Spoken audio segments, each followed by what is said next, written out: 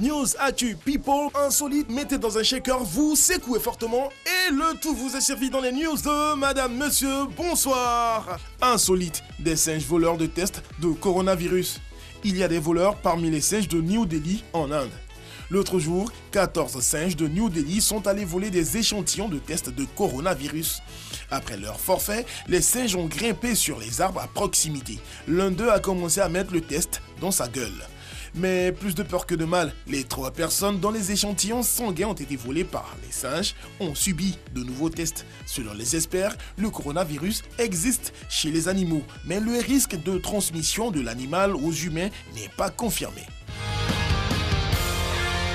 Trame, en palabre avec son mari, elle jette son bébé.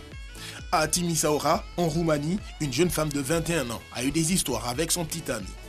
Et dans la dispute, elle a jeté son bébé de 2 mois au sol. Le bébé n'était pour rien dans la querelle, mais c'est lui qui paye les pots cassés. Transporté aux urgences, l'enfant a été placé en soins intensifs. Il souffre d'une lésion cérébrale traumatique. Quant à la maman indigne, elle est en détention provisoire. Une caméra de surveillance avait filmé toute la scène. Malhonnêteté, voici l'un des plus grands escrocs de tous les temps. Charles Ponzi est un Italien d'origine qui conçut l'une des plus grosses escroqueries au monde. La pyramide de Ponzi consiste à chercher des investisseurs. Une fois qu'on a encaissé l'argent de ses premiers investisseurs, on leur verse d'énormes intérêts avec l'argent des nouveaux investisseurs qui arrivent. Cette arnaque peut marcher tant qu'il y a de nouveaux investisseurs. La pyramide Ponzi continue d'être la base de nombreuses escroqueries de nos jours. Pour rappel, Charles Ponzi a vécu de 1882 à 1949. Il est arrivé aux États-Unis complètement fauché et il était devenu très riche avec ses escroqueries avant de purger plusieurs années de prison.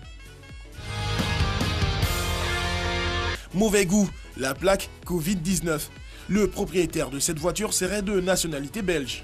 La personne a déboursé 1000 €, soit 655 000 francs CFA, pour avoir une plaque minéralogique personnalisée. Et sur la plaque, il est écrit Covid-19, du nom de la maladie au cœur de la pandémie mondiale. C'était les news de Madame Monsieur. Bonsoir.